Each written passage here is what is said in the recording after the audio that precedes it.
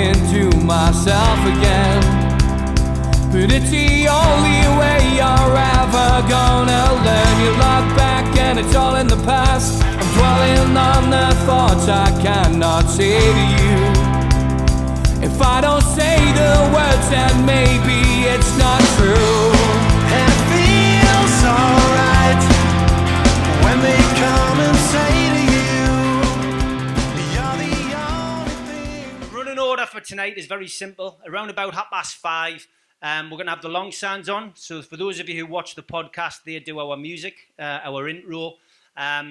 And they do it for all of the shows. We've got the long sounds music in, a band that I used to manage, and I'm still involved with this day and still friends with. And you can get their music on Spotify.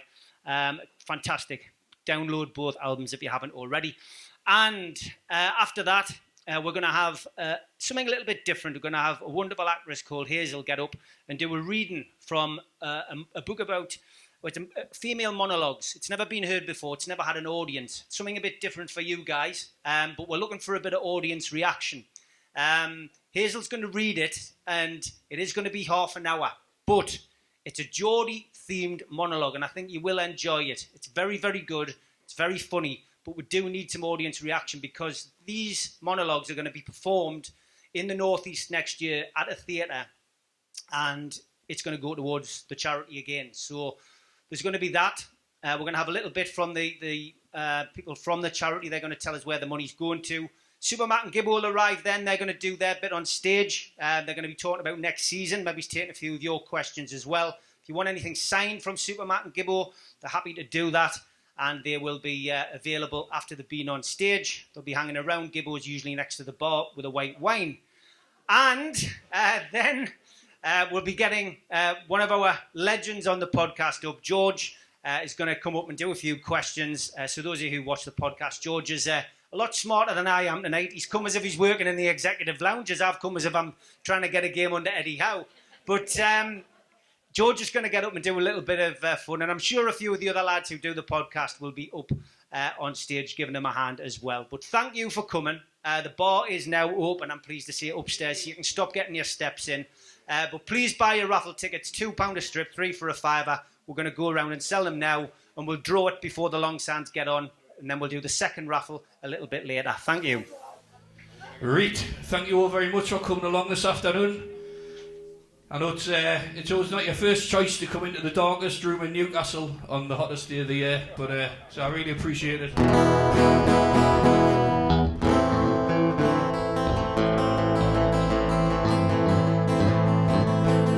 Steve says we've worked with him for a long time. Steve's doing fantastic things for us, and he's doing a fantastic thing for an amazing charity today as well. So please be generous, put your hand in your pocket. So if anybody listens to Steve or watches Steve on his podcasts and his numerous shows and things like that, we're the band who played the song at the start of it. So if you didn't like it, you're probably not going to like the whole set.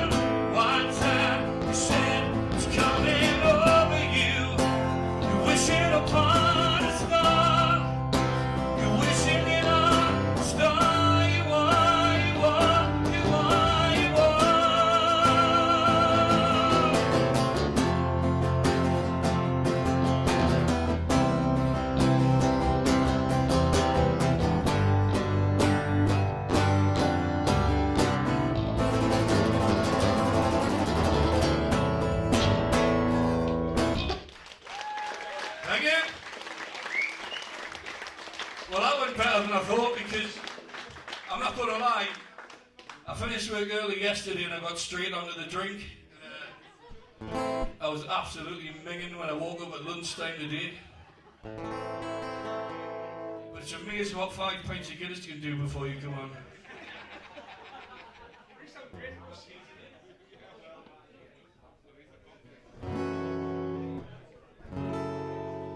So we'll do a couple of our tunes. If you've ever heard of us before, we're in a band called The Long Sands. You can get all of our earlier albums on like Apple and Amazon and everything else. We'll do a few covers as well though, just to keep us all entertained so we don't bore the living daylights out of you. Hey, you don't need a microphone, mate, do you? You're louder than me.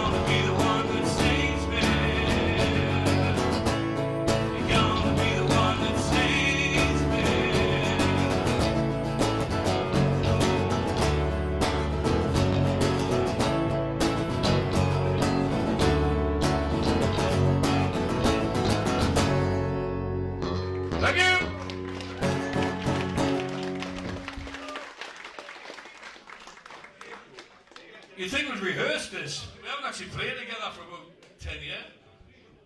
Who's he? I thought you were from Jersey Shepherds.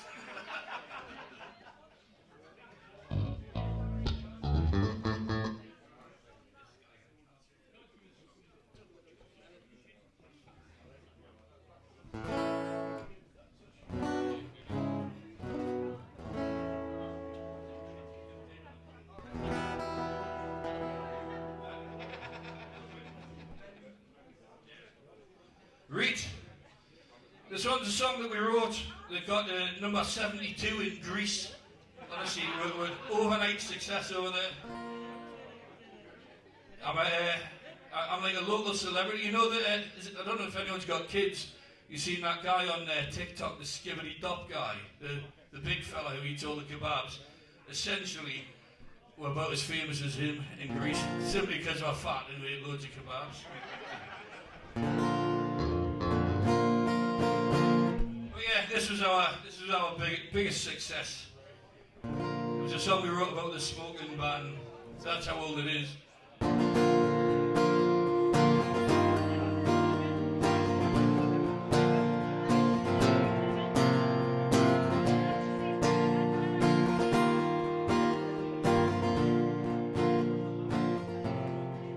If you're right, you're wrong, only free. If you sing their songs and I know they wait till we're ahead and they regulate if I laugh. The jokes around work, then my job's on hold and they fight so hard to be free. But if you smoke your part, so I'm out here standing in the, I'm out here standing in the, I'm out here smoking in the rain.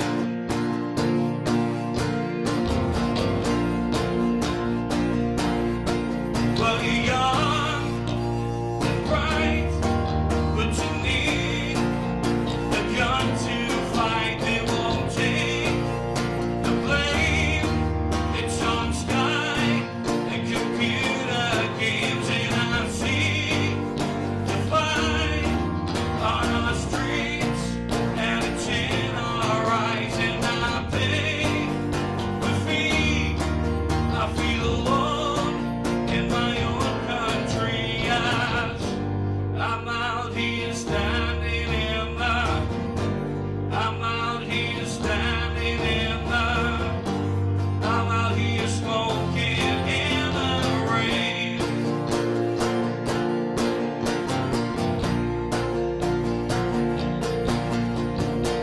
So let's raise the roof and do it for all our children, unless you want them all to be their angels. Let's raise the roof for our next generation.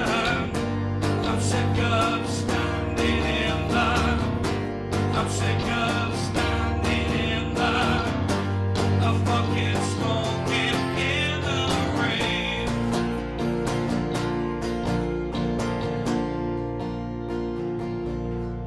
So we pay the tolls I can't save, and my funds controlled, and they make us see it's for our good and our own safety. And I laugh at that, and I ask where your balls are at. There's a big debate. Is it true that we're in 90 state as I'm out here standing in the, I'm out here standing in the, I'm out here smoking in the rain.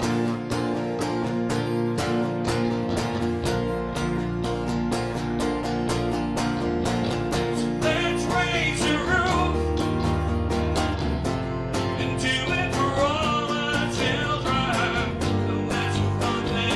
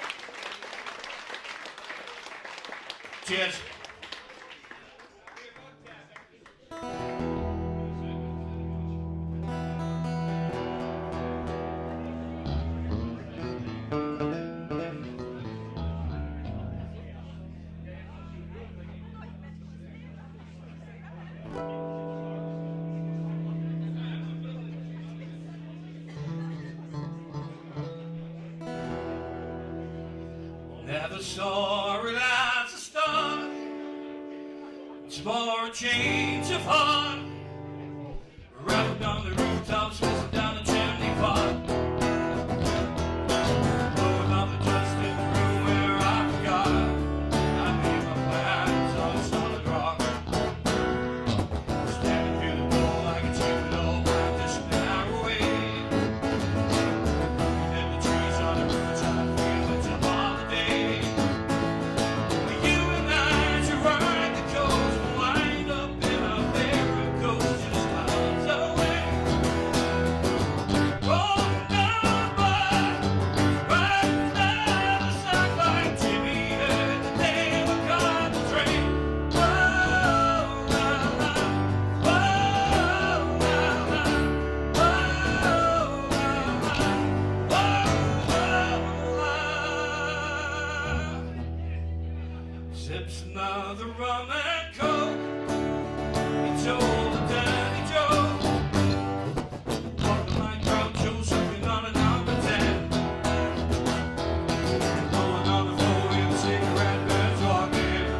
I can see the cursing of all the men. Standing through the doorway, the night somewhere just an hour away. Standing through the light with a starlight beam, it's a bright day. You and I should ride the coast and wind up in a pair of ghosts just miles away. Rolling down by, riding down the sideline. Jimmy heard the day we caught the train. Whoa, la la, whoa, la la, whoa, la la, whoa, la. You and I should ride the tracks and find ourselves just waiting through tomorrow. You and I, when we're coming down, we wanna get it back. You know I feel no sorrow.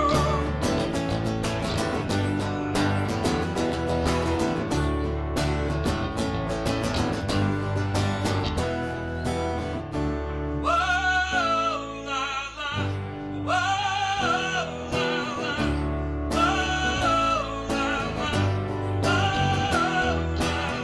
When you find the things to get a while, don't you want things like these?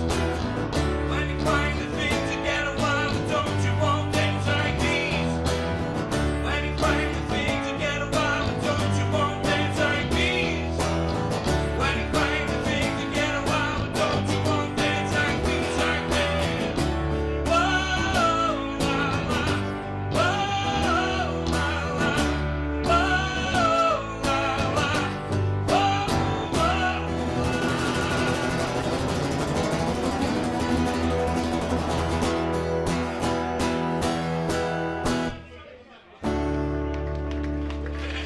Cheers.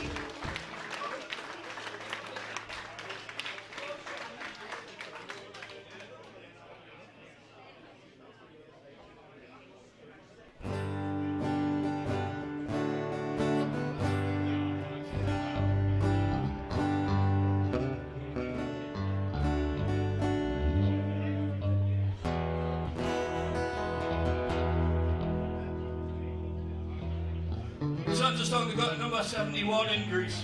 Progress.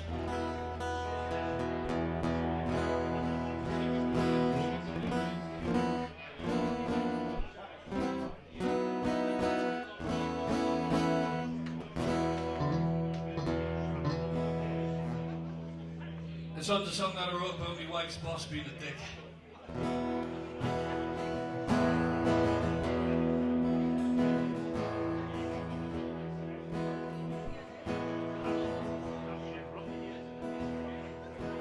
Lines, spineless lines,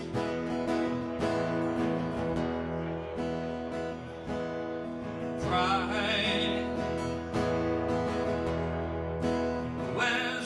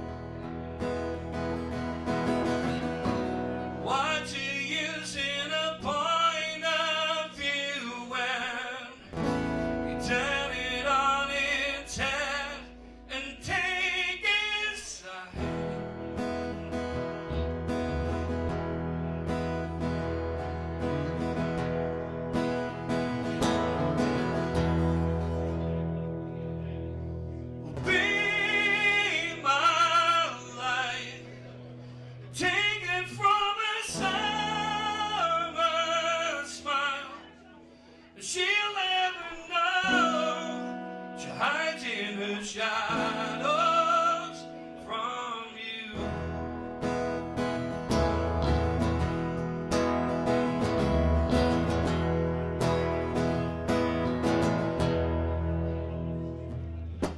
Nights, sleepless nights,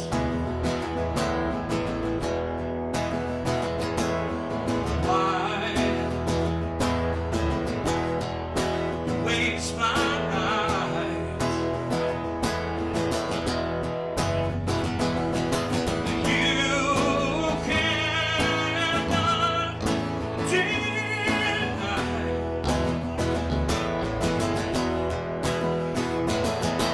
you won't see her cry.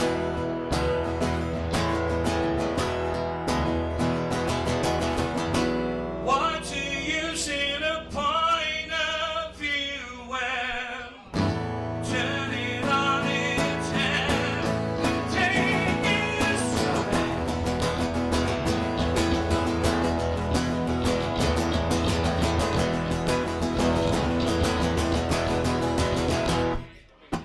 Be my life, take it from a summer's smile.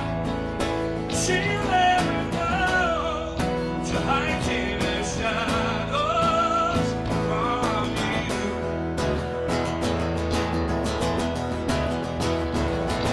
Be my light, take it from a summer's smile. She'll never know to hide in the shadows from you.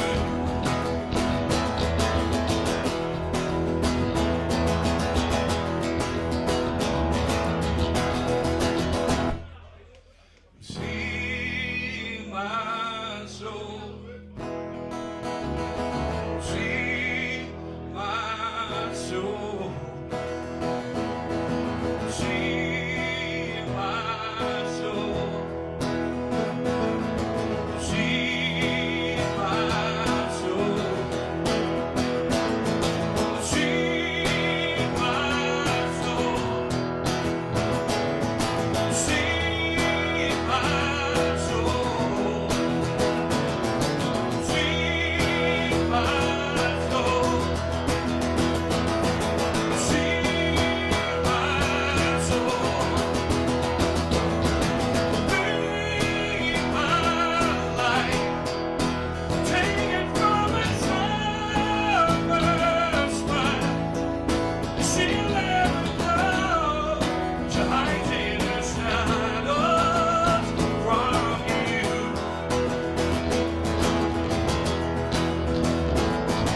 Be my light, take it from a summer's smile.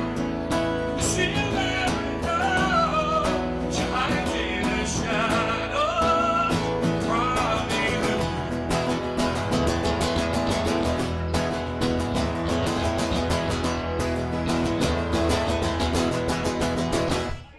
Thank you.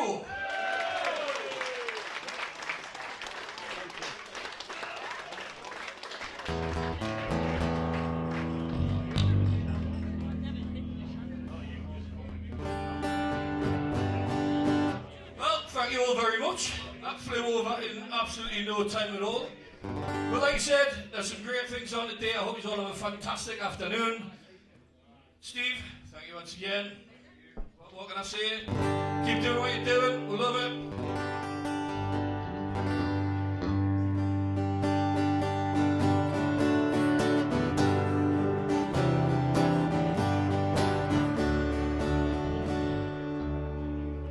When the blade in the races was on the 9th of June, 1862, the summer's afternoon.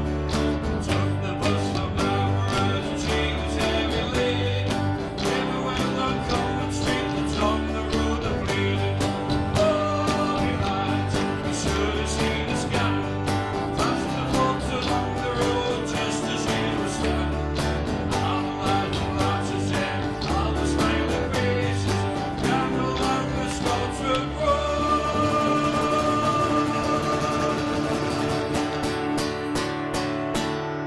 see the bleeding race. Thank you very much. Maybe the long sounds. Enjoy the rest of the night.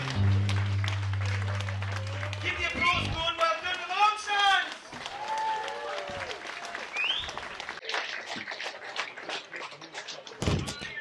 Okay, what we're going to do now is we're going to get Bev up first, then we're going to have Hazel, then we're going to have Joe, who's sitting at the back, who we'll introduce a little bit later. So, first of all, can you put your hands together, please, for Bev Reid from the Dementia Matters at the Bradbury Centre. We've also got Bill coming up.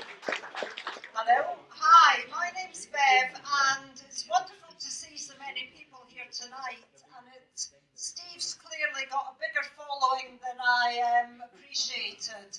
And thank you, Steve, for giving up a bit of your agenda tonight to allow us to talk about something that's really close to my heart, and that's dementia care.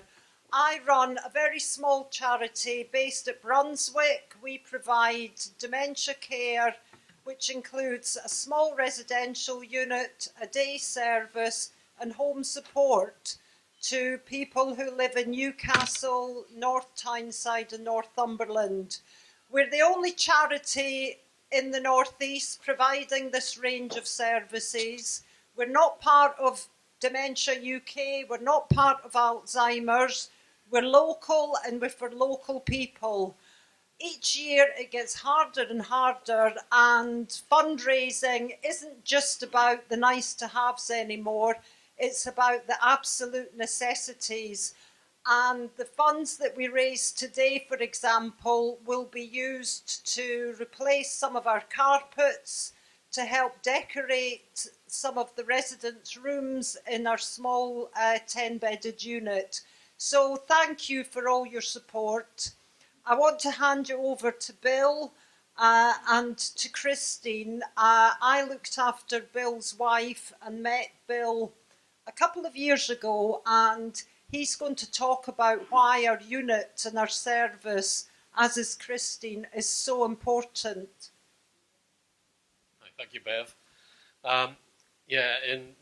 To put no finer point on it, Bev saved my life, and I've said that on more than one occasion. My wife suffered from dementia for about 4 years. I was a sole carer. I got no help whatsoever from Newcastle City Council. And now I actually, I've made it my life's work to try and improve social care in any way that I can. But I became a trustee of the charity because I wanted to give Bev something back. When I was at my lowest ebb, in fact, I think I collapsed in your reception because I was just so mentally and physically exhausted from caring for my wife for 24/7. I wouldn't have had it any other way, but it really did take its toll.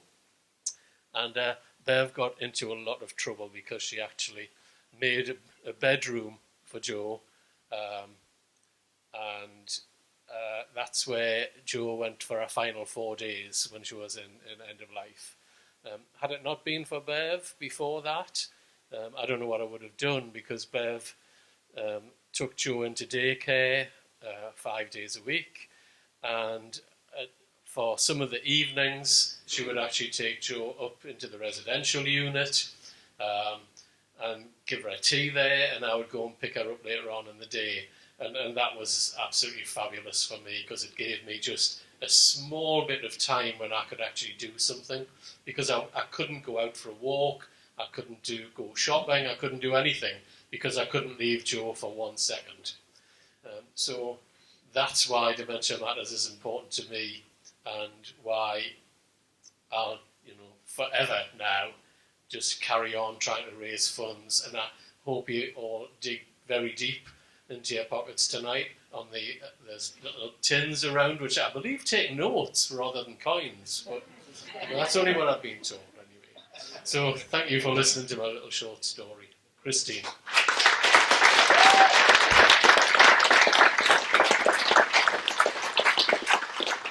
Hi. My name's Christine. I'm one of the very, very few volunteers that work at the Bradbury Centre. I think we've now inherited Joe, which is absolutely totally fabulous. And I don't know if he knows what he's let himself in for, but my God, we're going to use him.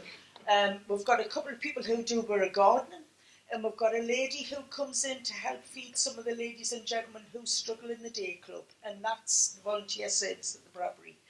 I'm going to tell you a wee story, but I will keep it wee, because my God, do I ramble on once I start talking about Joe, Bill's wife. But why I became a volunteer, Joe, Bill's wife, and I went to school together. Very, very best friends. We left school, we started our nurse training together. Joe did general nursing, I did mental health, but we still remained really close, even though we're in different sectors of the service, right throughout our nurse training. And for a year or two after we qualified, Joe went off down to London. I stayed here and did other stuff. Jo then went on to do all sorts. She was a pioneer of the first transplant team at Freeman Road. She was a senior nurse there. She did all sorts in risk management. She managed all sorts of services. Absolutely amazing. Renowned in paediatrics at the Freeman. And then she went off down to London to the Great Ormond Street to do loads of stuff down there. We communicated by Christmas cards in the odd passing by, but we lost contact for years. And then 2 years ago or so, somebody texted me or phoned me and said, "Did you see Joe on the red sofa on the BBC? Her and Bill were talking about dementia." And I said, "Oh, what's going on? Is that what she's doing now? Was she talking about dementia?" But no, that wasn't it. Joe had dementia. And it was a heartbreaking programme which turned into a documentary which won an award, the Joe and Bill story. And it was totally heartbreaking and just ripped your heart out. And I found out about it, and I sent a little note to Bill and said, "Oh, Bill, heard that you were on the BBC, heard about Joe, can't believe it. I'm sure you're inundated with support in your house when people come in and want to do stuff. And I understand if you've got loads going on, but I'd love to have a coffee. I'll call in, have a coffee with you." Never heard anything. 2 weeks, 3 weeks. I thought, well, fair enough, they've got loads going on. And then Bill phoned and said, "I've just found your card. If I don't get to the door before Joe, I don't know where the post is. It could be anywhere in the house. You know, it could be in the bin. Would love to see you." And Joe, who was at quite an advanced stage of dementia by then, and I walked into the wee house and she was sat there, and I walked in the sitting room, and I swear to God, and people don't always believe me when I say about the things that Joe and I said together. And she said, "My God, is Christine Rafferty what you're doing here?" And we sat and we talked. She had her nursing journal on her knee with all her pens and everything that she used to carry around with her all the time. And we talked and had a communication. And I talked about stuff about school, about teachers and stuff that we'd done in my nursing career. And there was a spark and there was a light there. We had a conversation. And I said, "I just want to be involved." And Bill says, "Well, careful what you're saying, because I am sick of people coming and saying to me, I want to be involved, I want to do stuff, and then I never see the colour of them again." But I was in hook, line and sinker. So for the short time that we had, Joe and I had fabulous times. We'd go to Jasmine Dean every Sunday. She used to wear a tracker because by that time Bill had to start locking the door because Joe would go out wandering out of the house. They lived in Jesmond. He got a phone call from the Astley Arms in Seaton Delaval saying, "Bill, I'd just seen Joe walk past the house." She'd walked from Jesmond down to Seaton Delaval, so he had to start putting a lock on the door and giving her a tracker. And we went out to Jesmond Dean and came back. He says, "What were you doing in Pet's Corner?" "About 20 minutes. I says, "Well, don't ask us how, but we got locked in. Pet's Corner at 6 o'clock. I don't know how we got locked in. We got locked in." He says, "And why are you wearing the tracker?" I says, "Well, you gave me." He says, "I don't care where you are. I want to know where Jo is. She has to wear the tracker." So there was daft, funny things that went on. And we spent a lot of time together. We had coffees, we had lunches. Bill finally got a break after phoning 60-odd care homes trying to find a bed, which is the story that Bev came up with, where there was a lounge that Bev then commandeered as a bedroom. She nearly lost her job over it. You know, making that room into a bedroom so Joe had somewhere to go so Bill could have a break. And that was how I got involved. I would go and visit Joe when Bill was off having a break. and would go off and have coffees, and I'd sit in the lounge and talk to people. The warmest, most loveliest place. It's a small residential unit, 10 beds. So the staff that work there really know these people, that they become their family, they adore them, they want them to have the best care. And that was it. And from then on, I thought, well, I'll be involved for a wee while, and here I am now. Flogging raffle tickets. I cannot believe how much I've made in 20 minutes. I have spent, we've got a summer fair next Saturday, I have spent weeks, I think I've about 30 quid. And I've been here, I've got over £200 in that bag. I can't believe it.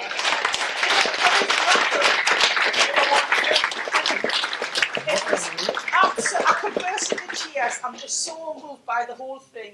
But they've gotten out, it's a fabulous unit, the day unit service is great. You know, people come back safe. You know, people say the carers will come and say, oh, I don't really know, I'll come back in an hour, I'm not really very sure. And their loved ones go through that door and they're looked after and they're safe and they're busy in various different ways. Joe used to go around with a clipboard and a pen, you know, telling everybody what they should be doing, and that was all right, you could do that.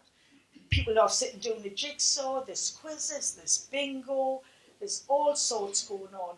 But like I say, they're on the bones of their arse for funding, because as Bill says, the money's not coming from anywhere else.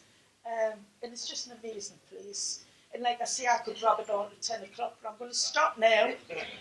So that's the Bradley Centre, and we've got no volunteers, so anybody that may want to do something.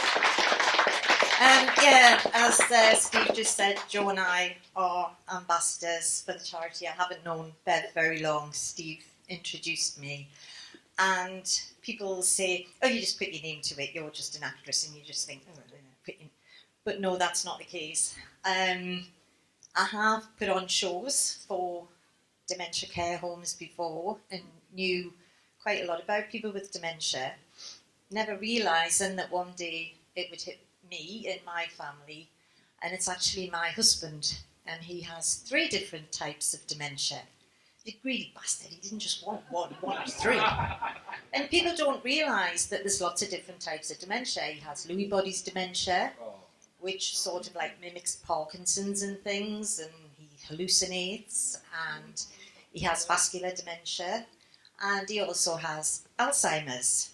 So it's a real parallel laughs in my house, and I find it quite difficult to go and work now, and you know, as it's already been pointed out, you know, you've got to have carers for this, and you know, I've got my sister, I've got my daughter, I've got my neighbours, carers. It's just like, you can't, like you said, you can't just go for a walk, pop to the shops. It's not that easy.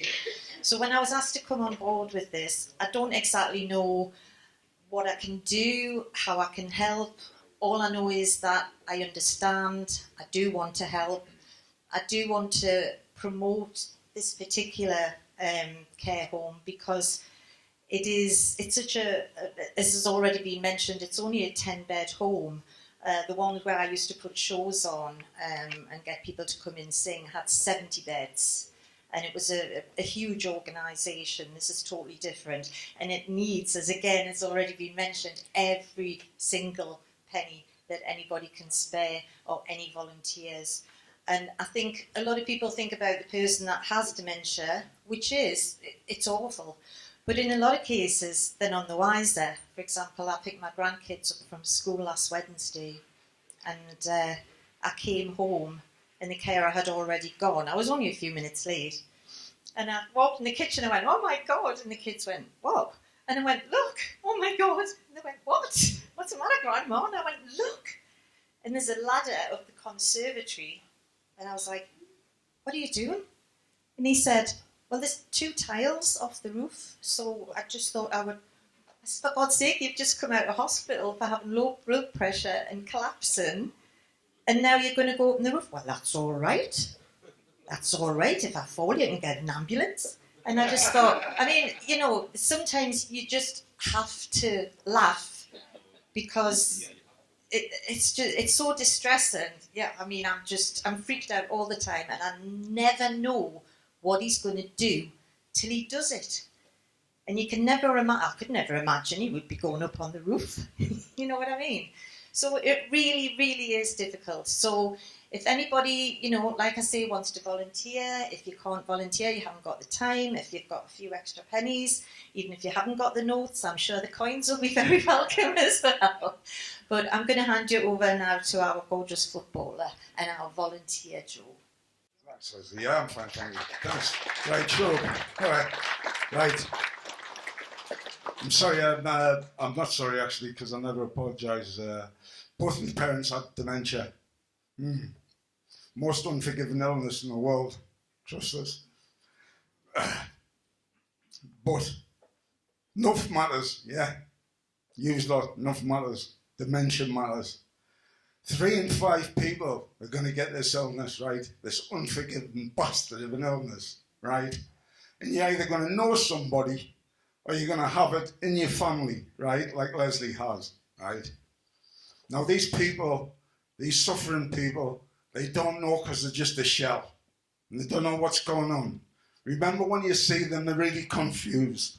They might call you names, they might call you a thief, they might call you Beryl. My mother used to call me Beryl. In pick the day, I look like flipping Beryl. Anyway, this thing about dementia is, it's an unforgiving thing that used to be called senile, and it used to be pushed under the carpet, right?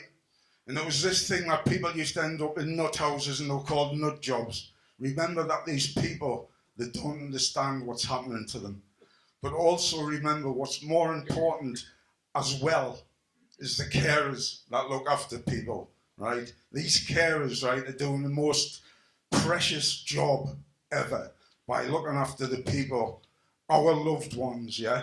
And them carers deserve medals as big as bin lids, I swear to you. And with Bev and all the team up there, we're not Alzheimer's and dementia.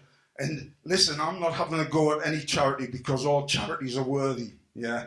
But my passion's for dementia. And the thing is about Alzheimer's and dementia, they've got the film stars. We've got our own film star, our beautiful Leslie. We've got Steve Wraith, who is a wonderful person and a deep, deep friend to me. And I'll tell you what, I'll do everything I can in my power to help raise as much money as possible. Now, with you here, you've blown me away today. Really blown us away. And I thank you for that.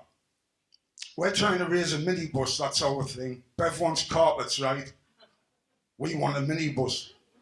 We use being here today, we've got 4 wheels for that minibus. 4 wheels, we only need an engine, a couple of doors.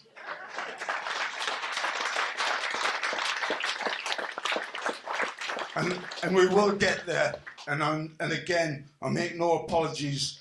It might sound brutal, but I'll tell you what, remember that the carers and people that are looking after the people that suffer with this illness, pick the phone up, talk to somebody. Don't do what I did. I tried to do it all on my own for my parents. And if people tell you, by the way, and I'm sorry, Bill, about your missus, I really am. But my mother and father, I lost them, and people said to me, Joe, you'll get over it, you'll be all right, time's a good healer. Absolute load of bollocks, I swear to you. I'm a whole, me, and there's a big piece of me missing. That's my mum and dad. But I'll be making them proud for what I'm doing for them. Yeah. Thank you again, everybody. Okay, thanks. Ladies and gentlemen, put your hands together for everybody from Dementia Matters and the Bradley Centre. And to Joe and to Leslie. Hazel Bude, who's going to get up and she's going to read something from this book, which is called From Monologue to Dialogue. Now, this book has been written by a playwright who lives in the Northeast, wants to remain anonymous. What he's done is he's done a set of monologues for female actresses because there aren't any. There's very few. So this book is full of them. He's donated the proceeds of the book, which I printed with the help of Neil, the cameraman, for the Dementia Centre. This is the first time this has ever been heard publicly. It's a local story, it's a bit of a comedy, and I'd like to get some kind of audience interest in this. So please keep your conversations to a minimum for this bit. Give Hazel the respect she deserves when she reads it, and we just want to hear the audience reaction. That's all. We're going to film it. We're going to send it to the playwright, who sadly can't be here tonight. He's in bed with COVID. His wife is dying with dementia as well. And this is their wedding anniversary today, and he's not going to get a chance to see her. And unfortunately, he feels like this could be the last time that he would see her. So it's not a happy day for him, but this will make him very happy if you'll give Hazel half an hour to read this, and let's get the audience reaction. Hazel, over to you. Thank you.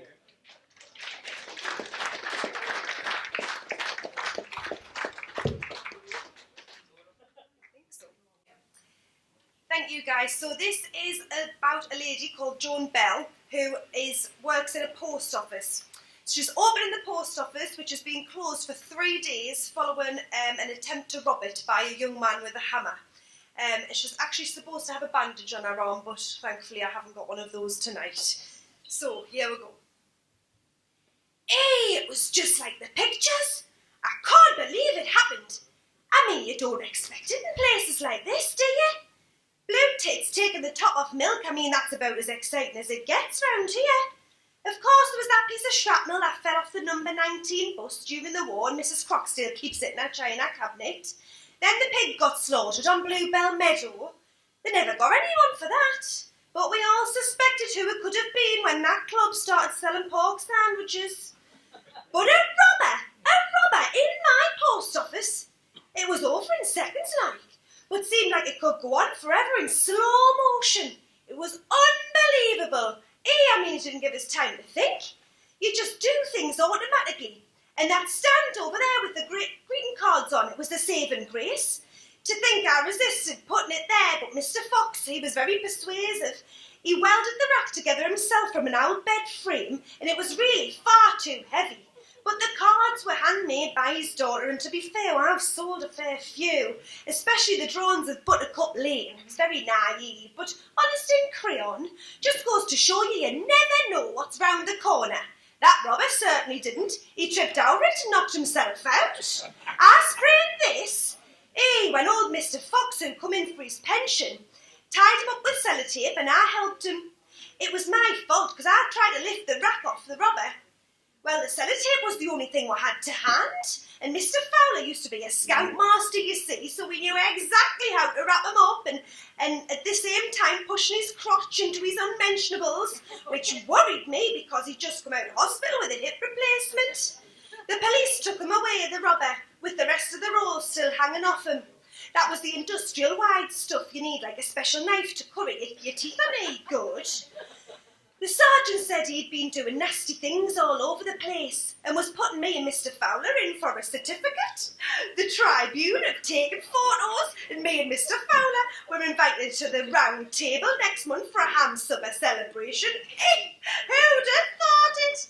I haven't been able to sleep since it happened.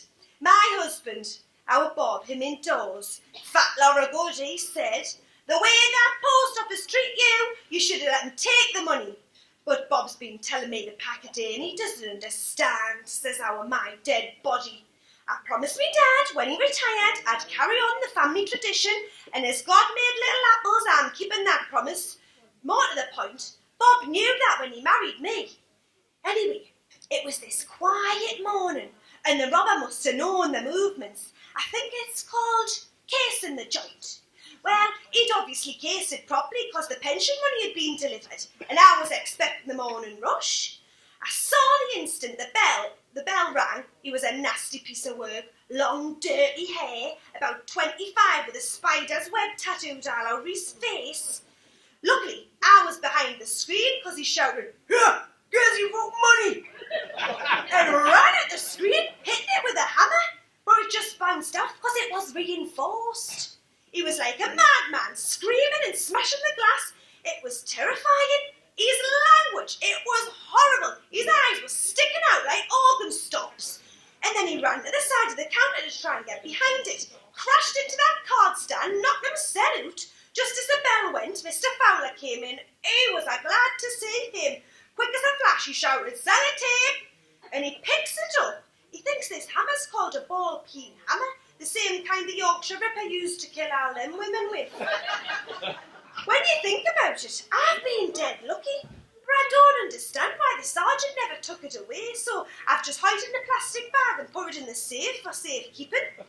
About 20 minutes before I open and the rush starts, because I haven't been able to pay the pensions because we've been closed, Nobody's really complained because they knew the circumstances, all except Mrs. Grant, who always seems to be looking for some sort of arguments, complains about out. And when there's nothing to complain about, goes on about dark nights and smells from Lacey's farm. I wouldn't care. She's got pots and money. She's rolling in it. Being married twice, both times to older men by sheer accident, worked in a bank.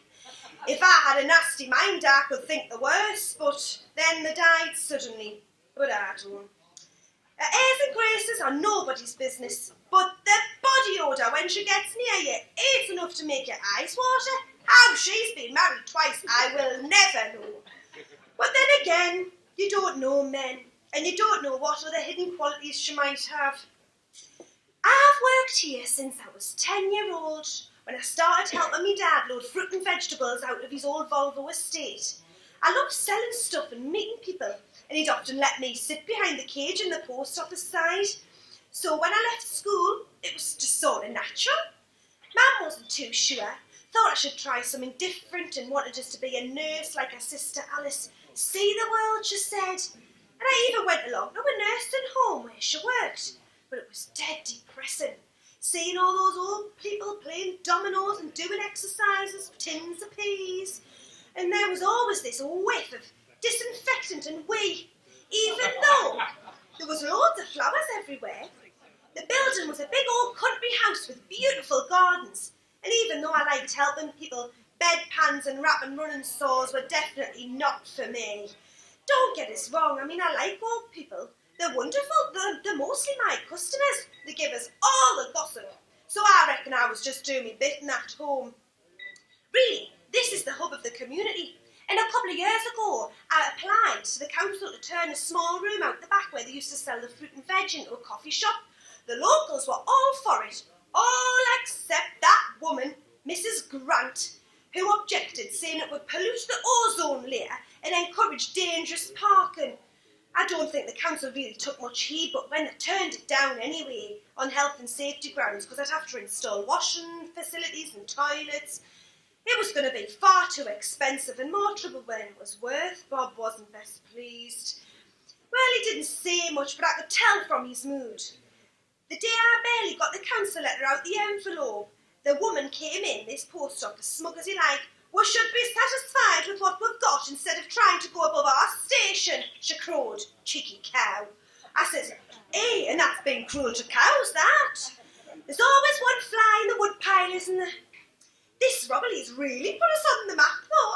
I've had letters and I've had phone calls, and they've all been wonderful.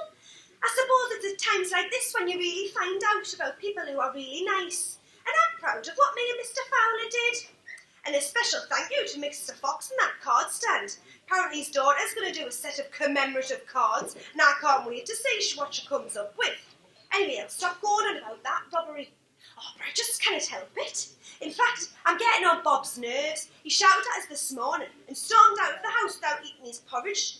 I've noticed he's getting very edgy with me. Started smoking them filthy vape things. Smoke billowing out everywhere, and I can't stand it. I haven't done anything wrong, not that I know of, and I'm certainly not doing anything on purpose. I can understand some of his edginess in a way, because he's getting riled up at work recently. He's on AA motor patrol, a very taxing and responsible job which he takes very seriously because he likes engines and cars and that. But about a month ago, he got a new young supervisor who arrived from down south, who apparently has got more letters at the end of his name than the King of Siam, and he's on Bob's back all the time. Bob always makes sure people who break down are getting the best possible service and they're paying for it. And this new supervisor keeps telling him he's taking too long on the repairs and he should be chopping down his time and only doing the minimum just to get things moving. But Bob won't cut corners, not my Bob. He's a perfectionist. He even puts soaps in his jeans to get the creases sharper. He drives me crazy because he insists in the sink instead of the dishwasher and scrubs the plates that hard. I'm sure one day he's going to wear all the pattern off. That started as a standing joke, but I think it's wearing a bit thin now. Well, sometimes I do try to please him by buying the odd Tesco meal for two and that with a bottle of wine to surprise him. But his mind's just elsewhere. His pride and joy is a Norton 250 motorbike which fills the garage. You'd think I'd given birth to it. He polishes it like a diamond. Only takes it out in the fine weather. He spends most nights and weekends in there doing God knows what. He doesn't even ask me to bring the odd cup of tea in mouth because he's moved a kettle and toaster in. I've told him. I said, you should be married to that bank. He said, well, you married the bloody post office long before you met me. And I can't argue with that really because it is me life. We'll still get on. It's just as if we're different people to the ones smiling in my wedding photograph. Then there's little ones. Very difficult. Let's leave it. Time seems to be dragging after all the excitement. Not that I want another robbery, God no, but it's spoiled things. It's made us realise just how boring it is round here and how small my life's been. Same old, in a few hours. Mr. Foster and I, well, our hearts were pumping, we felt alive. Properly alive. It spoiled things all right, I must admit. The feeling was something special, something really different and something I never had with Bob. Our wedding day was wonderful and I was really excited about it. I even lost a stone so I could fit into my dress. But after a few days we'd started suddenly becoming strangers. Life just suddenly became flat. Obviously there was going to be an anticlimax after the big day when you would expect it to last more than a few weeks, don't you? We'd planned to tour Scotland on his Vespa for our honeymoon, but it fizzled out when he broke down in Otterburn. And even with his expertise on engines, he couldn't fix it. So we were stuck getting on buses in staying bed and breakfast. The weather was terrible. The garage where we left the Vespa said it needed a new engine and we didn't have anything, so he kept it for scrap.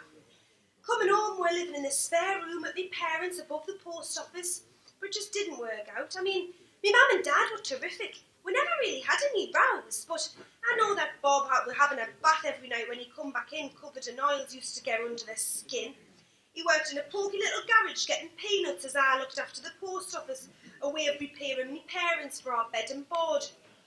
What goes on behind closed doors, eh? And I'm sure Bob always resented me being the breadwinner. I've tried telling him what's mine is his, a partnership, but I can't get through. Don't get me wrong, we're not unhappy, we just sort of run along together. Him and his Norton and me in this post office. Sometimes you have to deal with the hand you're dealt, but we've always got bread on the table. We can go out for a little Italian when we don't have any debt. We're not beholden to things, and that's thanks to Mum and Dad who left me this post office. That's, they wouldn't think twice about swapping with us. We're very lucky. I do miss them, I really do. They had me late. Mum was on the change of life, or so she thought, and the doctor said it was fibroids. Then all of a sudden, there I was, bawling my eyes out in the back bedroom. A bundle of joy, Dad said. But apparently he panicked when our water's broke and instead of phoning the midwife, he dialed for the vets in a right state. Then later he was ordered to burn the afterbirth in the bin. Whenever he'd had a few drinks, that was his party piece. He had quite the sense of humour. He was lovely and my mum never had a bad bone in her body. It was really sad because she fell down and broke her hip, then had a stroke and she just never recovered. Dad never got over it because they'd been together from school and he went into decline, as if he was willing himself to be with her. It's really sad, but I promised him I'd look after the post office and I've got no intention of letting him down.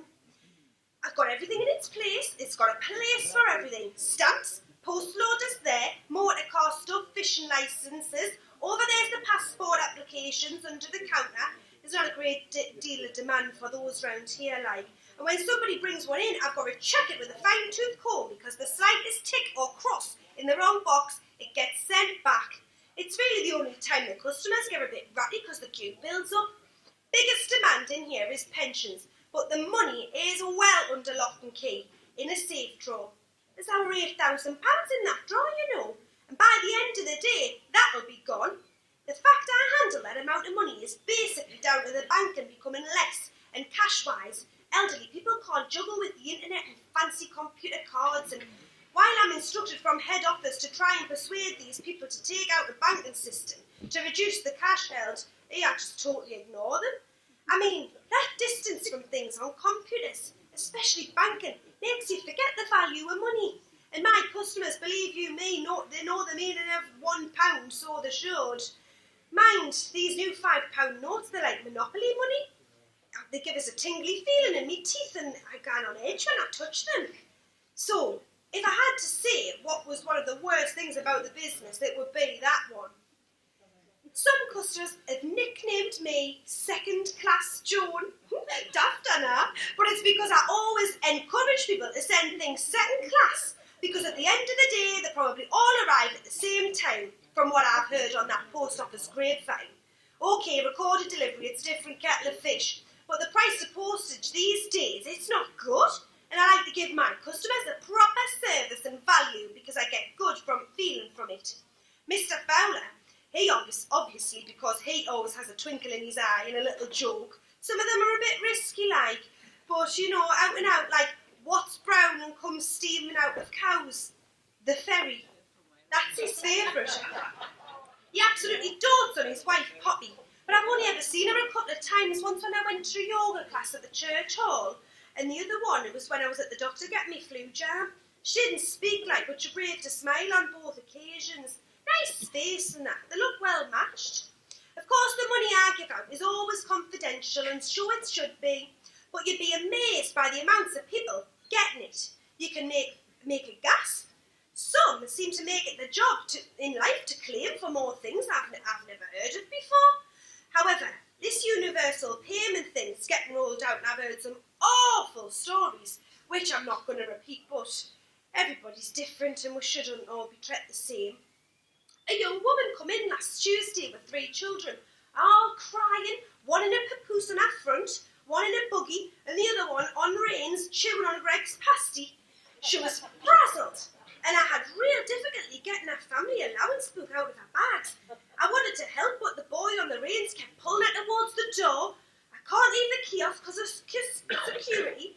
During the kerfuffle, she told us she was a single mother and in arrears with her rents. Her language was a little bit choice, but from the rings on her finger and the gold chains round her neck, I somehow felt I knew the story, but I mean, who am I to judge?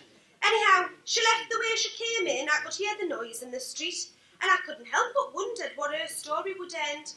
It had seeds of tragedy written all over it, but somehow young girls in that situation, they just seemed to survive.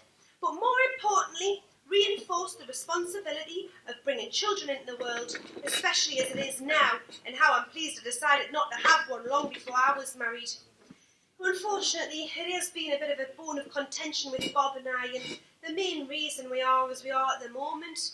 We've had rows, and he says that I'm selfish, and yeah, I do feel some guilt, but after all, it's my body, and to be quite frank, honestly, it scares us. The thought always has. We did consider adopting and fostering, but you hear stories and it's just so difficult. Very upsetting because I care for Bob and I need him, so I try to put all the negative things in a little box out the way and just concentrate on the shop. Oh, that'll be him back. I thought I heard that motorbike before. Probably forgotten something when he went off in the huff. He always uses the back stairs even though there's a connecting door through there. Says it's my fiefdom and his persona non grata in there, and that's why I suppose he's installed a kettle in the garage and a toaster in there. So childish, but there you go. The daft thing is, these moods change like the weather. Depends on what disease he thinks he's got that day. Honestly, I shouldn't laugh, but he can be actually quite canny. After our last round, he bought us a goldfish, and a little corner aquarium. So who knows what he might have brought us back as a peace offering this time. You see, he was married before, with 2 kids, and his former missus, she refuses to let him see them because there was all sorts of turmoil over payments that fractured all the relationships between him and the kids were concerned. I try to keep out of it, but there's always an end-up piggy in the middle. I thought marrying me could start all over again, but because I didn't want children, it's become a major issue, made matters more tense. He's got 2 photographs of them, on the mantelpiece, and when he doesn't know I'm looking, he often kisses the photos. It's sad. I feel really sorry for him and even a little bit guilty. But at the age I am now, it wouldn't be fair, because when they were teenagers I'd be an old woman. And there's all sorts of health problems having one late. I know, I often think my mum having me when she did was the main cause of her stroke. The 13-year difference between us didn't matter when me and Bob got married 8 years ago, but now Now he's 56. I think he sees his life running away from him. Always on about catching different diseases, checking his blood pressure. I mean, he's done the Great North Run 5 times. I mean, in a row. There's no problem at all, so I don't know where he's got this hypochondria from. I just don't know. Ironically, I met him at a health club. We bumped heads in a swimming pool. I was doing backstroke and he was doing a racing crawl and I split him right above the eye. I felt really sorry for him. Then from then on we sort of kept bumping into each other more often. I must admit, I was always hoping I'd see him and we'd have a coffee in the lounge when we'd done our exercise. It was always an evening session because of the post office, you see. Then one thing led to another, from coffee to go to the odd shanty in the Bluebell, and we slowly drifted together.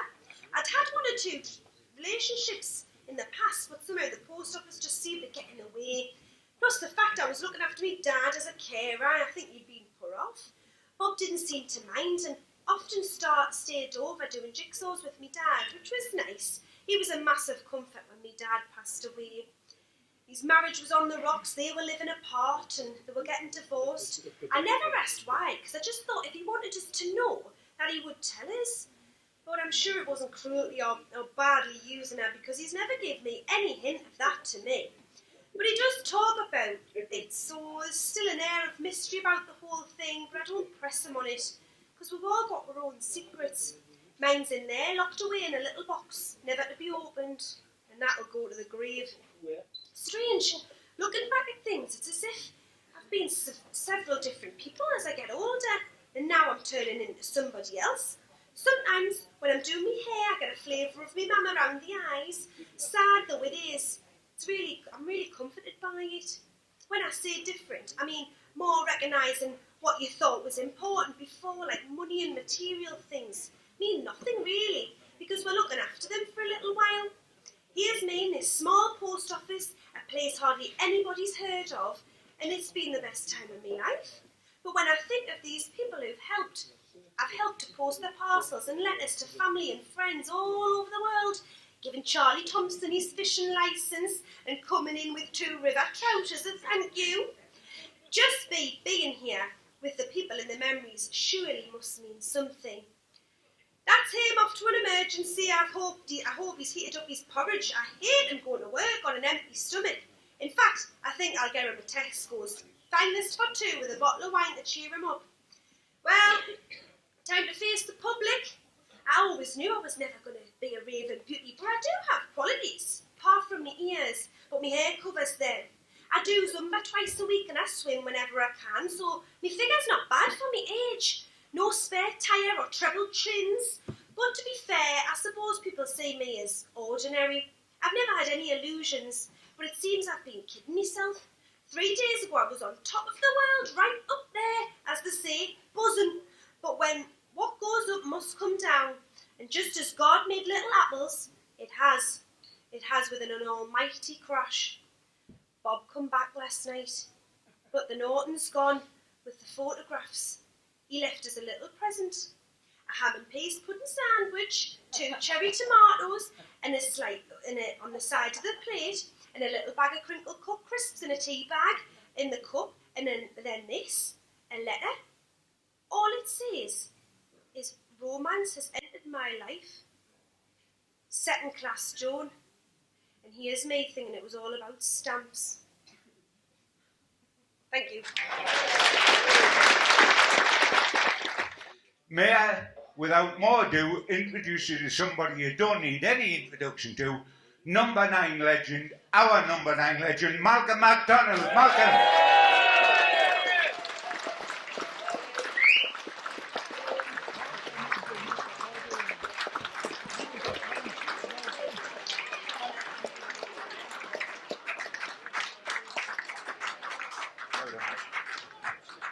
That's the longest run he's made since the 70s. Get yourself in there, son.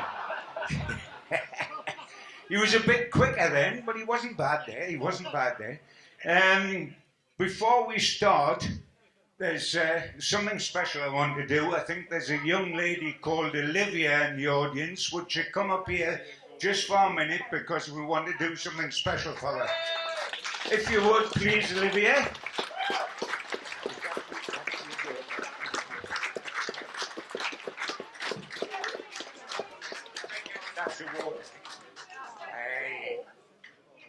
This little girl here, Malcolm MacDonald used to think that he could score a pile of goals. Well, let me tell you he couldn't, because this is the little lass that did it.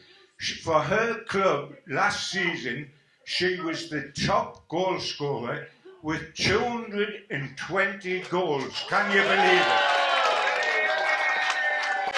And Malcolm would just like to award her with a top goal scorer. You'd be surprised that she's the top goal scorer. You didn't think 220 would do it, did you? The top goal scoring award from one average goal scorer to one very good goal scorer. If you would, there you go, Olivier. Look at the camera.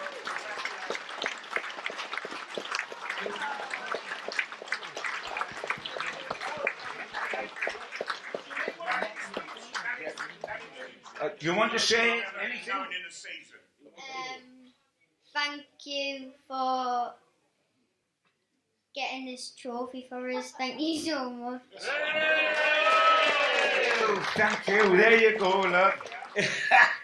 Malcolm. Well, I mean, the mind boggles. I mean, under Ashley, it took us 10 seasons to score 226 goals. The whole team.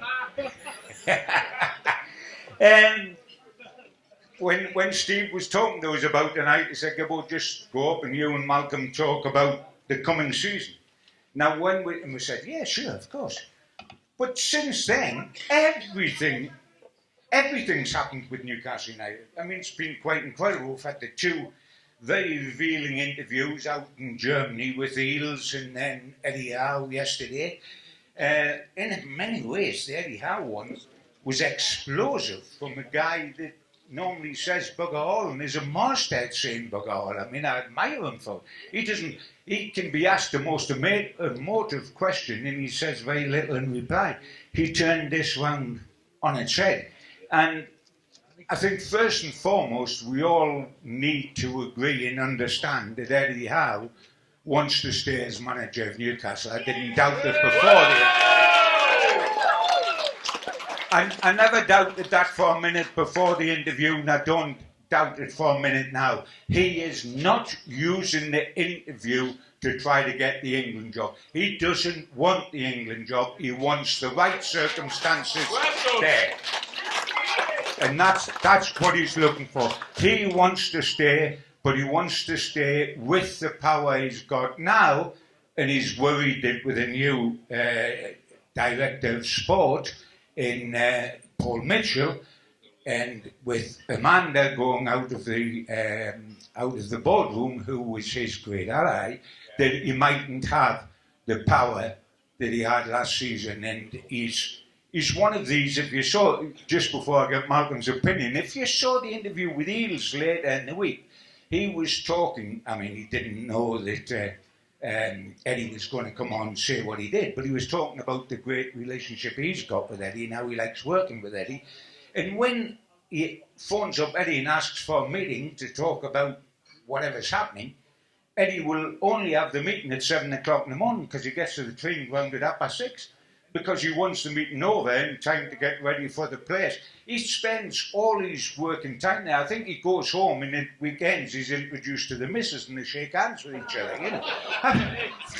Never see each other. I mean, he has his meetings at 7 o'clock in the morning with Eels. At the training ground? At the training ground. And he gets there at 6:30, says, we'll have the meeting at 7 and then I can get on with the rest of the day. Your feeling, and I know that you've seen the interviews and looked at the interviews and read about the interviews with Eddie Howe, your feelings on that situation, Martin? Well, first of all, let's say that my jaw had just dropped right onto my chest this morning, reading, because he's never been so frank in all of his managerial career, not here nor at Bournemouth. And it was obviously very well planned. Sure. And he had a speech to make, and he did it at numerous times with different broadcasters, and it was literally word for word each time. So he knew exactly what it was that he wanted to let everybody know, and a lot of it was directed at the board of Newcastle United and at those who have been recently employed. And what I think he's doing is he's strengthening his position. And I think that as a manager, yes, he needs to. He needs to, on behalf of his players as much as anything, and for his own good, of course. And new people, they come in and they want to make their mark. The most important mark is that the team are in winning form and are winning, picking up maximum points. And these people are behind the scenes and they won't be directly involved in that. What they'll be looking to do is to improve the side as much as possible. But it's no use them going off and coming back with a player, and Eddie Howe says, I don't fancy him. I don't want to play him. Yeah, I mean, the thing here, and we must stress, is that before there was this significant change at Newcastle where Amanda and Maida went out of the boardroom and Dan Asher has gone away, who Eddie wasn't particularly close to, but the role that Dan Asher did was changed for Paul Mitchell. And Paul Mitchell is more concentrating, as the club say, 98% on recruitment, etc., etc. So he is in charge of recruiting the right players. What Eddie is anxious, he feels a little bit destabilised after losing Amanda and getting a change in situation, which he suspects is going to reflect in the way the club's run. And what I think has happened is that with Amanda and her husband leaving quite suddenly, it would appear, that nobody has then gone to Eddie Howe, put their arm around him and said, hey, don't you worry, we're in full support of you. Nobody's done that, so he's had to do it himself in the press conference, and he has then had to lay the rules and the law down to the people who are employing him as much as the others that they've employed. That's what he's trying to do at the moment. Yes. Yeah.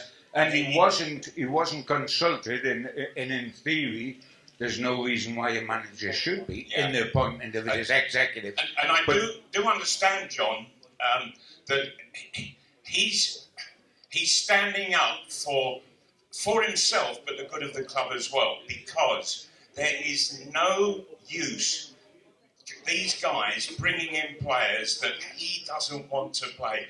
Everybody's got to be on exactly the same wavelength and going for the same target. And hopefully that I think Eddie Howe has created that situation. And if they don't go for the target, I think that he then can go to the board and say, not doing it. I mean, it's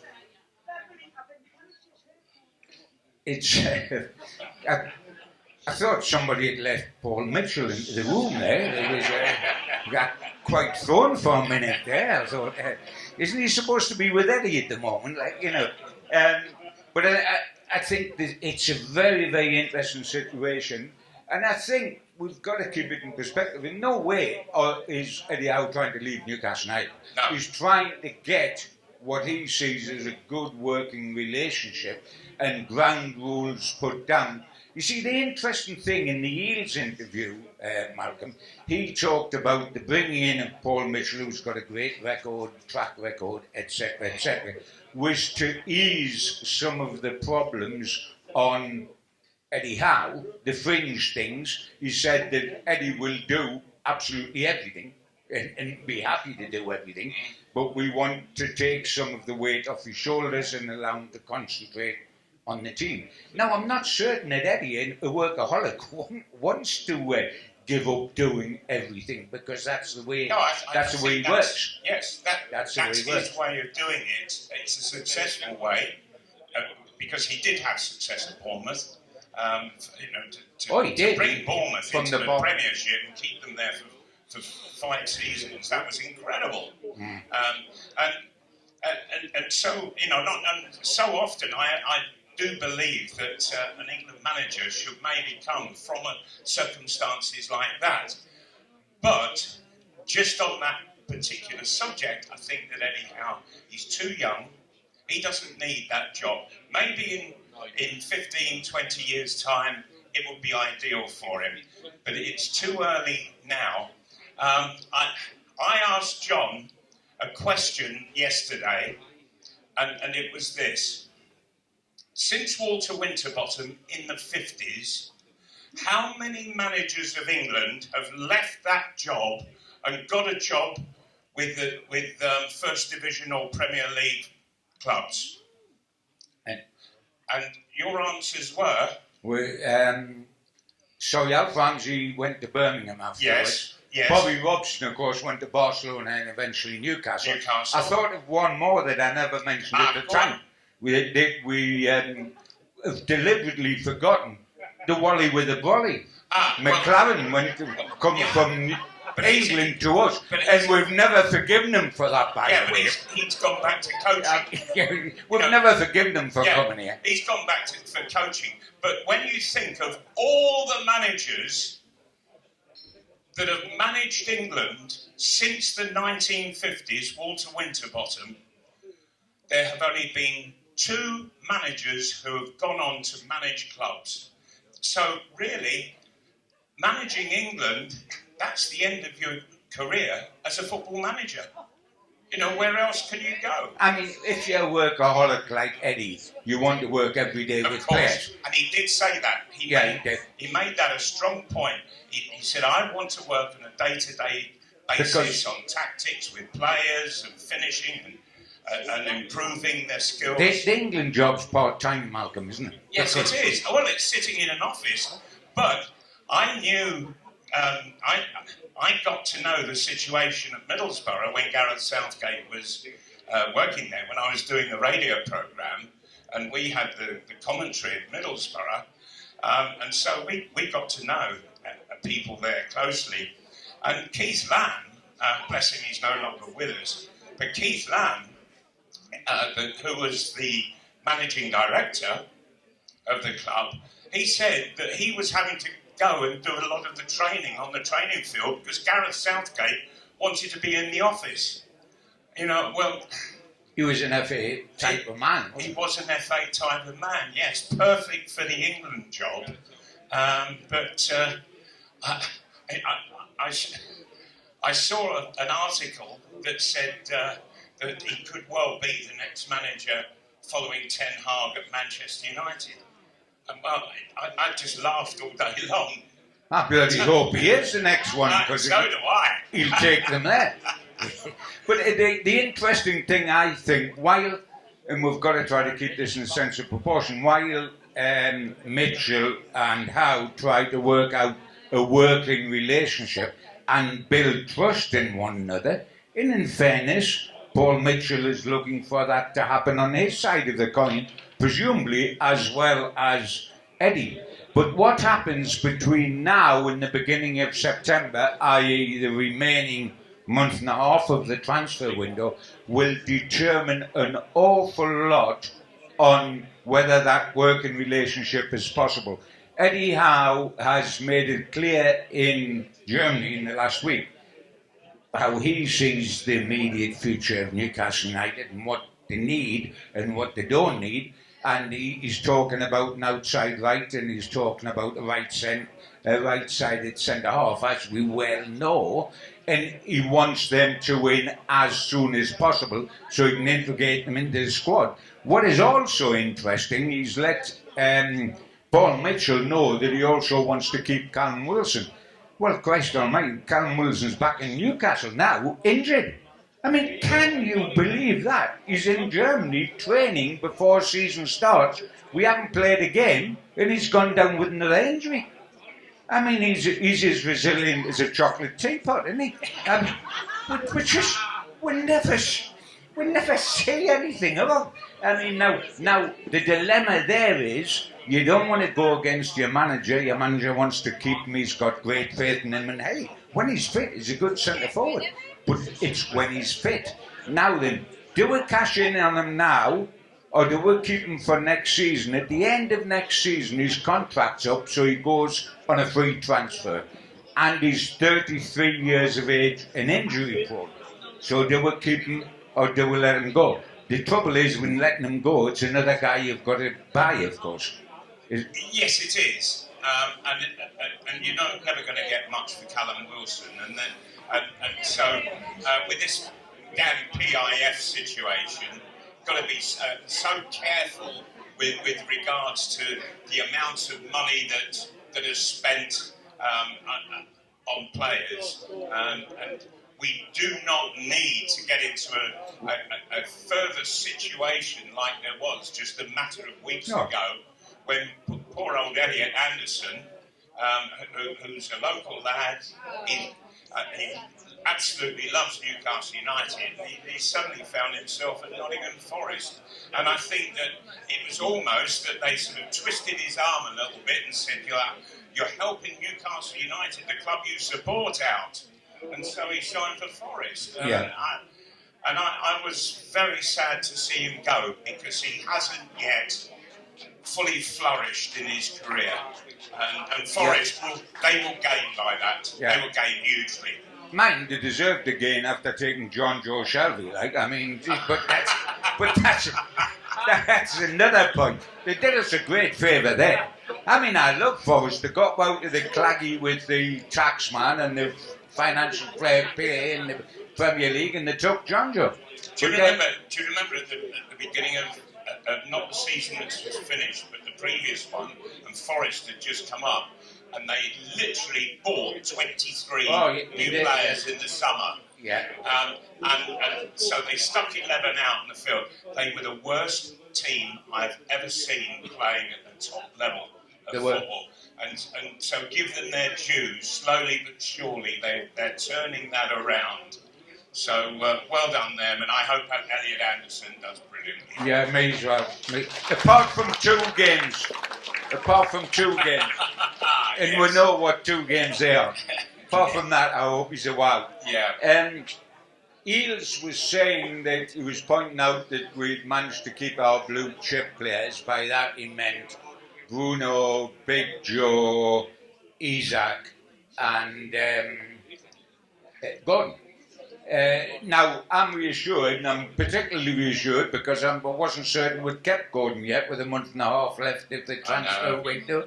But they're imperative to us. When we talk about how well Newcastle do next season, Malcolm, you only do well if you keep your best players and you buy more good players. Yes. That's the way ahead. Yes, absolutely. And that you have maximum... you have the maximum going on in training between players, really fighting each other to get the place on the Saturday. You know, otherwise it's all too calm, easy for everybody, and it's just automatic choice. We don't want that. That's no good to us. We want to see players seriously having a challenge their teammates. Correct. I think one of the things you might be pleased about, Malcolm, remembering what we've talked about in the past during last season, is that the performance director that brought in under Paul Mitchell, James Bunce, is a specialist on injuries and the avoidance of injuries, has a track record for doing that. He went to Monaco, that had as many injuries as Newcastle had last season, and he reduced that by about 75%. Right. Now, so that problem has been addressed. And I'm told that the initial reaction of Don Howe, while he's still looking for a relationship with Paul Mitchell... Sorry, Eddie Howe. Eddie Howe. Don was your man. Yes. Don was your man. At Arsenal, yeah. Slip of the tongue then. Wonderful coach and fabulous Yes, he was. But a defensive coach, and we've got the attacker and Eddie. In Bunce... with his track record, Eddie has got a relationship appearing very quickly in Germany with the two of them. And you can understand that because he needs to get to the bottom of that problem. Eddie does, and the club. Yes. And maybe Bunce will do that for us. Yes, they must do. When you think, looking back over the whole of last season, there were more long-term injuries than short-term. Now, that's never happened before in football, I wouldn't mind putting a quid on, because it's usually our players missing for a game or two. That's the usual scenario. But this has been months for so many players, and therefore something isn't right. And hopefully this guy can find out what it is, put it right, and so that we're not left with half the team and more on long-term injury list and missing months of football.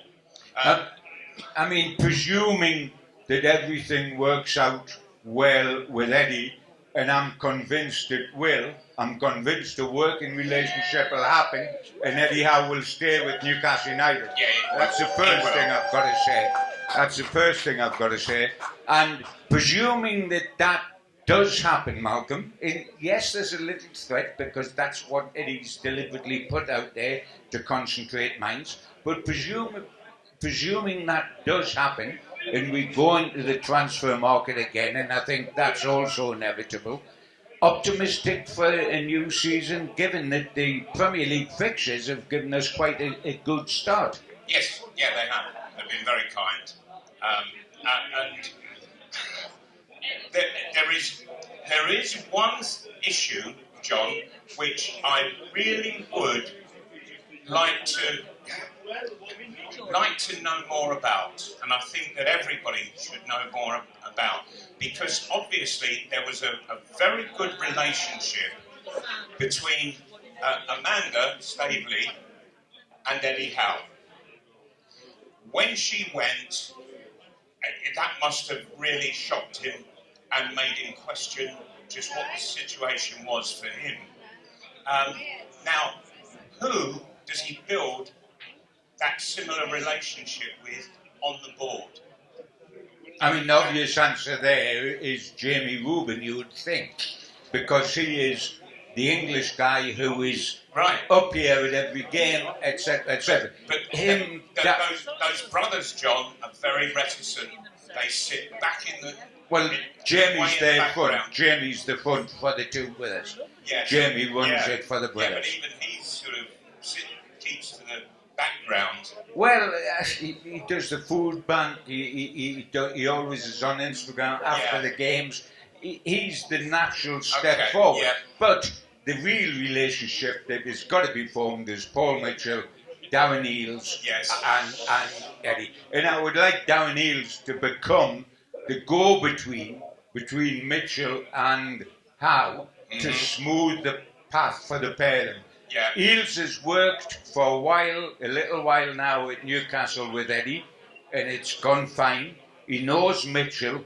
His job should be to smooth the path, because that's the job Amanda did brilliant. Yes, she was a communicator, and she got the two parties together. And I'm very, very sad that she's left. I think that what she achieved in the short while she was here, following 14 years of utter crap and garbage. It wasn't as good as that, by the way. And she turned it so quickly, along with Eddie Howe. You know, but the appointment was made, and things all happened in a bum's rush, and it was all for the positive. And we hadn't known that for 15 years, for heaven's sake. Yeah. And so what she did and what she achieved was absolutely wonderful, and I really do think that she will be a huge miss for the club, whoever steps into her role. Yeah. If we look and if we presume all is going to be well with Eddie, and I reiterate that I think that will be the case, what should our aim be this season? Bearing in mind that we've got a much lighter fixture list than last season, we've just got Premier League and the two domestic cups. There's no Europe to make a workload, if you like. I mean, for me, the aim's got to be the top four in the Champions League and or one of the domestic cups to end this horrendous wait for the first domestic trophy since 1955, for goodness sake. I mean, we've got to aim that high, Malcolm, haven't we? Yes, we absolutely have. If we are going to be a part of that top echelon in the Premier League, we must start winning trophies. When you think that it was back in the last trophy to be won, 69, yeah. Which was the Fairs Cup, that was back in '69. Anybody in the room can remember it? Yeah, 1, 2, there's not a dozen people in the room who can remember it. And so, for everybody else, it has really been a dull few decades. In '55, Jackie Milburn, since we won a domestic trophy. Yes, yeah. Incredible, isn't it? It is, and it is. So, and I was so gutted when we actually got to the final and got beat by Man United, who I thought they were a crap side last season, and I don't think they'll be that much better this season. No. Before we finish, we'd like to take a couple of quick questions from the audience. If anybody wants to ask any question, bang your hand up in the air and stand up and I'll ask. There's a gentleman there. Yes, sir? Yes? How long do you think Eddie Howe's got at Newcastle? How long has he got at Newcastle? Well, it all depends on how successful they are. That if you start to bring a lot of success in, then like Ferguson at Manchester United, you can stay on forever. Wenger at Arsenal, you can stay there for as long as you want, but you have to bring success in. And that's why, for Eddie Howe, because this is going to be his third full season, for Eddie Howe to really prove that he is the quality manager that we all believe he is, he's got to win a trophy here this season. And I feel that there is going to be a mounting pressure as much from the boardroom, because they want silverware coming in as much as anybody. I think he'll definitely be here to the end of the transfer window. I really do. Yes, gentlemen here. Malcolm, this has got nothing to do with football. I just want to know, how fast did you run the 100 metres in the Superstars? About as fast as you ran down here, you got to understand. How fast? I did it in 10:4. Exactly. Right.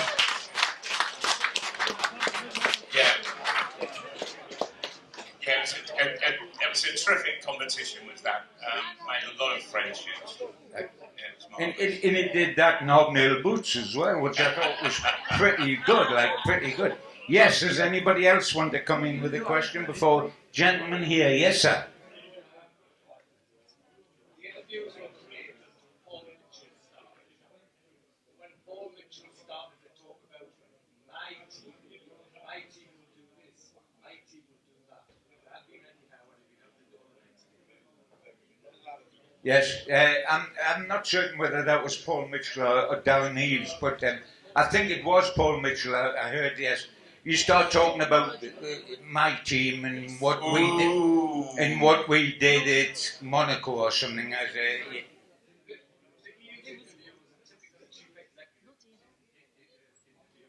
Well scripted. He talked a long time about nothing. Oh. Well, chief executives are good at that, I can tell you that for sure. You're just trying to spoil my night, Bonnie lad. You're just wanting me to go home convinced that I'm never going to clap eyes on Eddie Howe again.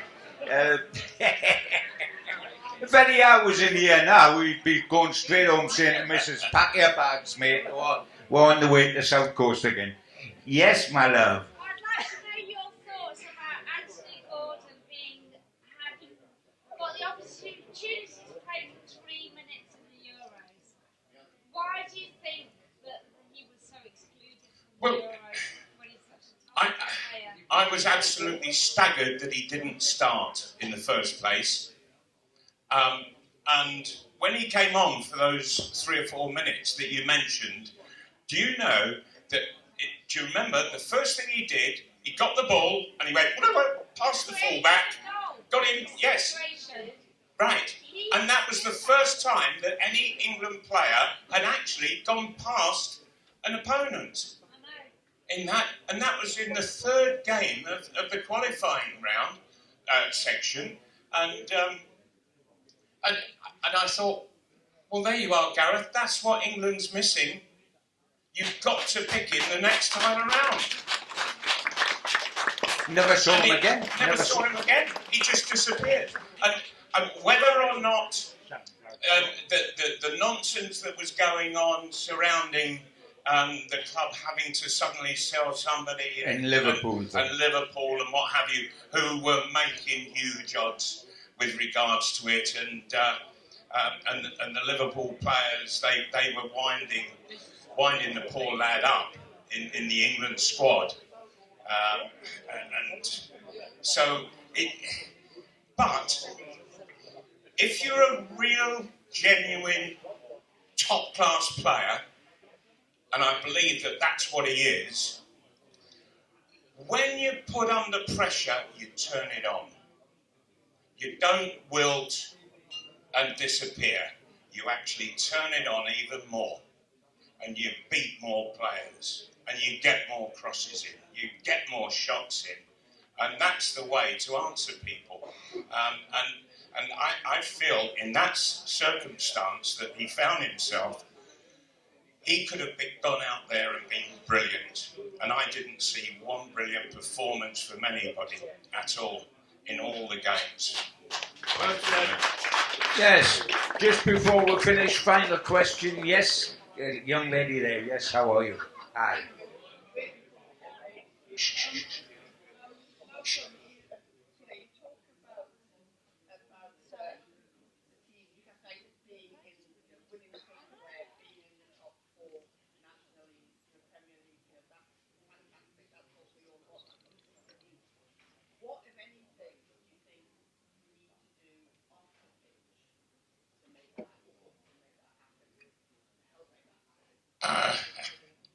To actually make that happen, it happens only on the pitch.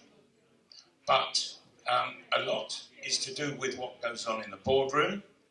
And this restriction on Newcastle's ability to bring in the transfers that they would like, it was something created that was directly aimed at Newcastle to stop them from literally just outbuying everybody,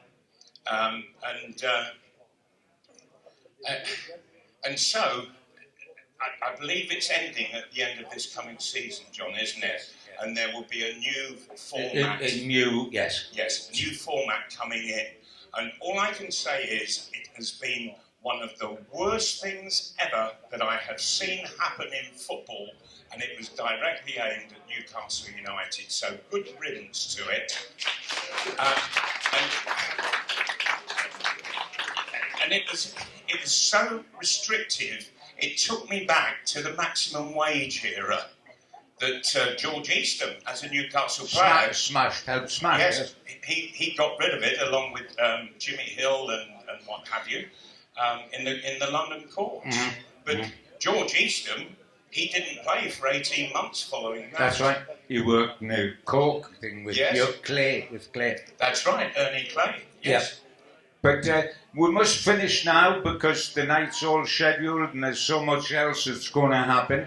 By the way, just as in answer to that question as well, for things to happen brilliantly on the pitch, you've got to keep pace off the pitch as well. And there's an awful lot at Newcastle United that needs doing behind the scenes and being addressed and is being addressed. The stadium's been way behind, everything else has been way behind. There's a lot of work to be done. And if that's not done, hold on, if that's not done, then things won't happen on the pitch. Yes, my love, off we go. I'm sorry, madam, but they're all embarrassed. But my man said to me years ago, you had been bingo in Clovis Rugby. Sorry. On a Sunday morning. You played bingo on a Sunday morning. I'm loving this. Carry on. I want to hear more of this. You were in the property club, I don't know what it's called, club. Andy Barton. Andy Barton's club, I don't know. But she said you were there and you and my mum shared first prize for bingo.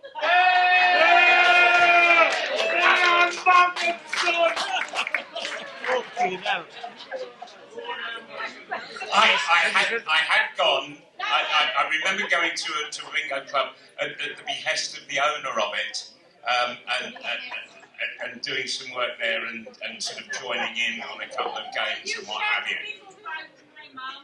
What's he trying to say Right. about Yeah, you? well, that was it. I was sort of going round. Marco, forget about everything else, but winning the bingo was your shit. I was going to say, I used to think he was a top goal scorer until I saw little Olivia and found out he's a bloody bingo player. But there we go, we learn something every day. Ladies and gentlemen, it's been our pleasure to be with you. Keep the faith, we'll get there next season. Put your hands together. Malcolm MacDonald, and from me, John Gibson, thank you so much. Thank you.